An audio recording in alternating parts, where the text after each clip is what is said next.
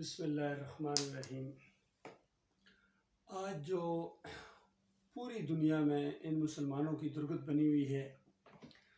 جگ ہنسائی ہو رہی ہے، ذلت اور خواری ہے، پھر آپس میں نفرتیں ہیں، قتل و غارت ہے، ان کا خون پانی سے زیادہ ارزاں ہے، خون بہایا جا رہا ہے، ہر ملک کے اندر افراتفری ہے پوری دنیا میں۔ اللہ کے بندوں میرے بھائیوں، صرف اور صرف اس کی ایک وجہ ہے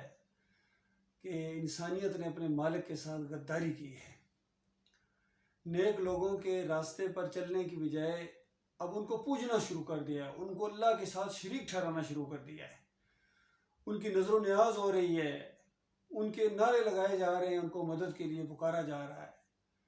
اور ان کے سامنے رکوع اور سجدے ہو رہے ہیں، جیسے اللہ تعالیٰ نے ان کو ان انسانوں کی بندگی کے لیے پیدا کیا ہے۔ یہ ماحول بنا دیا پوری زمین کے اوپر۔ یہ ایک ویڈیو آپ کے سامنے ہے، کس طریقے سے یہ ہر شہر کا یہی حال ہے، کراچی میں، لاہور میں، پشاور میں، ہر جگہ یہی ہے۔ صرف ایک مثال آپ کے سامنے ہے، اس کو سنو اور پھر اس کے اوپر میں مزید تبصرہ کروں گا۔ یہ جو جلوسوں کی جو جلوس نکالتے ہیں، ہر ایک جلوس نکالے جائے، اصل میں انہوں نے اسلام کا جلوس نکال دیا ہے، بالکل انہوں نے جلوس نکال دیا ہے۔ اور یہ جو لنگر بانٹے جا رہے ہیں، چاہے یہ ان مزاروں کے اوپر ہوں، چاہے ان جلوسوں کے اندر ہوں، ہر ایک کی شرعی حیثیت آپ کے سامنے رکھوں گا کہ مالک اس کے بارے میں کیا کہتا ہے۔ یہ پہلے ذرا سنیے۔ فیصل آباد سے بول رہی ہوں، اس کے نمائندے جی تنویر سے۔ تنویر بتائیے گا فیصل آباد میں کیا مناظر ہے؟ جی بالکل، شہدائے کربلا کی یاد میں جگہ لنگر کا اہتمام ہے۔ تاہم فیصل آباد میں اس وقت جو ہے انجمن غلامان قمر بنی ہاشم کے زیر اہتمام یہ ایک بڑا پتیلا جو ہے یہ چڑھایا جاتا ہے،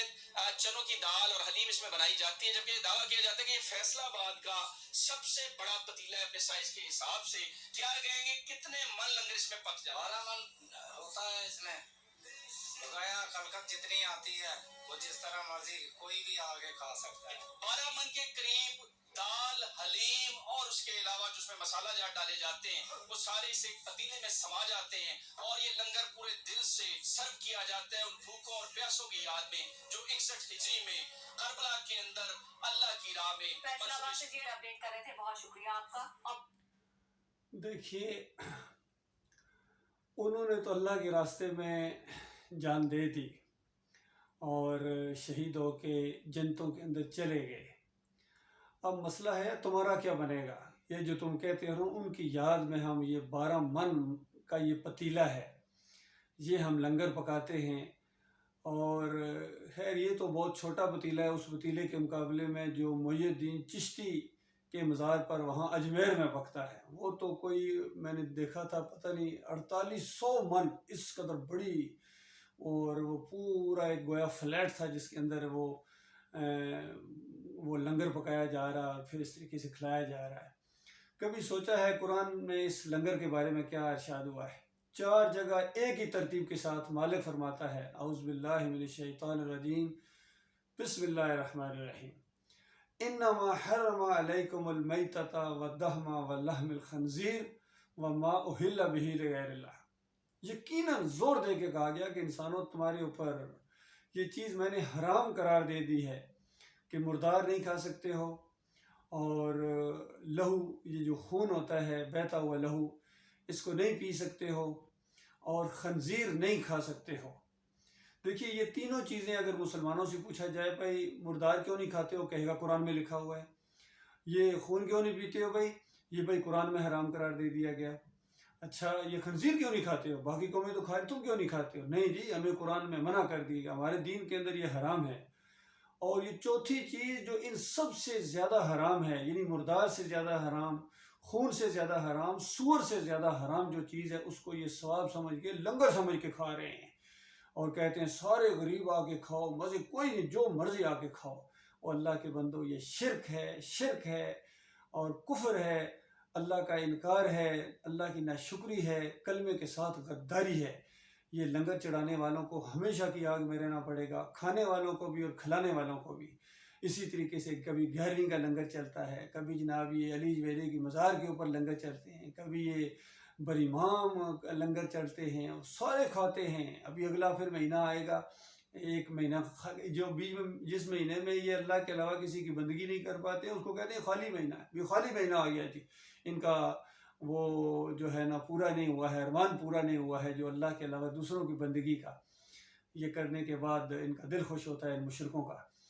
تو کہتے ہیں یہ خالی مہینہ ہے۔ پھر اگلا مہینہ آ جائے گا میلاد النبی کا، وہ جو لنگر پکیں گے پھر 12 ربیع الاول کو، توبہ جو پچھلی دفعہ میں نے منظر دیکھے ہیں وہاں گجرخان کے اندر، اور پھر ہر شہر میں اسی طرح، بلکہ مقابلہ ہوتا ہے، شرک کا مقابلہ ہوتا ہے، اندازہ لگے ان مشرکین کے درمیان کہ کون بڑا مشرک ہے، اور پھر باقاعدہ اعلان کیا جاتا ہے کہ اس بازار کا جو مشرک تھا اس نے بہت بڑا انتظام کیا تھا اور اس کو پہلا نمبر دیا گیا ہے شرک کے اندر۔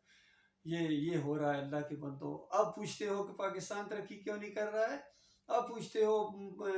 انڈیا کے اندر مسلمانوں کی عزتیں اور ماں اور بہنوں کو کس طرح پامال کیا گیا، اور ابھی 75 سال کے بعد ابھی تو وہ مائیں بہنیں وہاں جو ہندوؤں اور سکھوں کے بستروں پر اولادیں جنوا رہی ہیں، اور تمہاری جو حالت ہے وہاں برما کے اندر جو ہوئی ہے، چچینیا کے اندر جو ہوئی ہے، اور وہ افغانستان کے اندر جو کچھ ہوا ہے، عراق کے اندر جو کچھ ہوا ہے، اور یمن میں جو کچھ ہو رہا ہے، اور پھر پورا یہ گلف ہر جگہ فحاشی کا ایک اڈا بنا ہوا ہے، شرابیں چل رہی ہیں، فحاشی چل رہی ہے، اور گھمت پوجا جا رہا ہے، اور اس کے بعد اب تو مندر ان کو بنوا کے دیے جا رہے ہیں، ہر جگہ یہ سب کے سب نمک حرام غدار بن گئے۔ اللہ کے بندو، یہ دنیا کی ذلت ہے، چند دنوں کا معاملہ ہے، وہ مرنے کے بعد تمہیں وہ آگ لگنے والی ہے، ہمیشہ ہمیشہ کی آگ کے اندر تم ان سارے چڑھاووں سمیت، ان لنگروں سمیت، اور پھر اس منظر کے اندر آگے دکھا کے گھوڑا بھی دکھایا گیا، گھوڑے کو پوجنے والی قوم،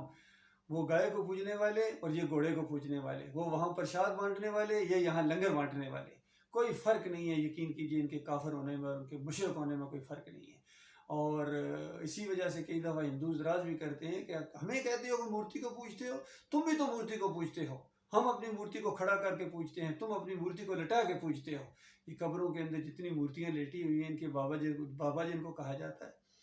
تو بتاؤ وہاں جا کے کیا منتے مانتے ہو، وہاں سے اولادیں مانگتے ہو، وہاں چڑھاوے چڑھاتے ہو، نظر و نیاز پیش کرتے ہو، ماتھے ٹیکتے ہو، وہاں سجدے تعظیمی کرتے ہو وہاں، اور کہتے ہو یہ میں نے بوسہ دیا تھا، وہ عقیدت کے اندر عمران خان صاحب کہتے ہیں یہ شرک نہیں تھا، یہ میں نے سجدہ نہیں کیا تھا، یہ جو ہے یہ وہ عقیدت کے اندر، کیونکہ میں نے فرید الدین کو بہت پڑھا ہے، خاک پڑھا ہے تم نے، اگر پڑھا ہوتا تو کبھی یہ بات نہیں کہتے، پڑھا بھی ہے تو مشرکانہ انداز سے پڑھا ہے، جس طرح علی اجویری کی کتاب کشف المحجوب کو پڑھا جاتا ہے، محی الدین چشتی کے ملفوظات کو پڑھا جاتا ہے، اور جو عبد القادر جیلانی کی کتابوں کو، بنیت الطالبین، فیوز یزدانی، شاہ ولی اللہ کی ساری یہ حجت اللہ البالغہ، انفاس العارفین، یہ اور پھر اعلیٰ حضرت کے ملفوظات، چونکہ جس طرح آپ جو اینک لگا کے پڑھو گے آپ کو وہی کچھ نظر آئے گا، تو جب شرک کیا اور مشرکانہ اینک تم نے لگائی ہوئی ہے، قرآن و حدیث کو تم نے پیچھے پھینک دیا، تمہیں یہی کچھ پہ نظر آئے گا، پھر اللہ کے یہ دشمن آپ کو اولیاء اللہ نظر آئیں گے، یہ جتنے بزرگان دین تمہارے گزرے ہیں جن کو پوجتے ہو پکارتے ہو، باقی وہ اصلی اولیاء اللہ، انبیاء علیہ السلام، پھر نبی علیہ السلام کے جو ساتھی ہیں، قریبی ساتھی، اولیاء اللہ کے سردار ابو بکر صدیق رضی اللہ تعالیٰ عنہ، عمر بن خطاب رضی اللہ تعالیٰ عنہ، عثمان رضی اللہ تعالیٰ عنہ، ان کو تو یہ بے ایمان گالیاں دیتے ہیں، آج جن کے جلوسوں کی تعریفیں کر رہے ہیں، اور سرکاری طور پر ان کو پروٹوکول مل رہا ہے، اور ہماری پولیس، ہماری رینجرز، ان کی حفاظتی دستے، فوج ان کی حفاظت میں آئی ہوئی ہے، تو شرک اور کفر کی حفاظت کر کے جاؤ، اور اس کے بعد جیسے مرو گے تمہارے ساتھ وہ درگت بنے گی، ہتھوڑے لے کے آئیں گے فرشتے،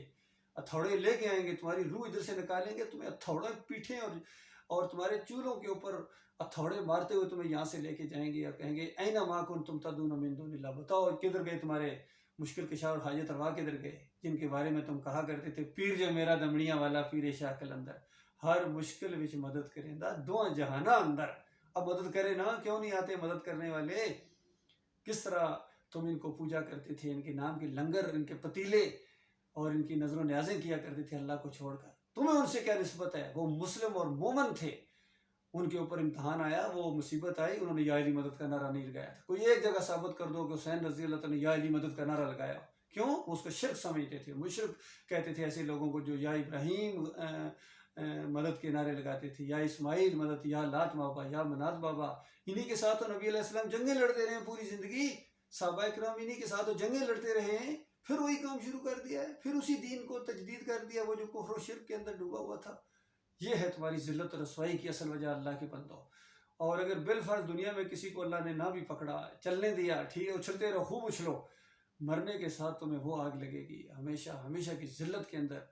دھکیل دیے جاؤ گے، کیونکہ یہ کلمے کے ساتھ غداری ہے۔ اللہ کے بندوں میرے بھائیوں، یہ کلمہ سمجھ کے پڑھو، یہ وہ کلمہ ہے جو کمزوروں کو اٹھاتا ہے، مضبوط بناتا ہے، دلیر بناتا ہے۔ لا الہ الا اللہ محمد رسول اللہ۔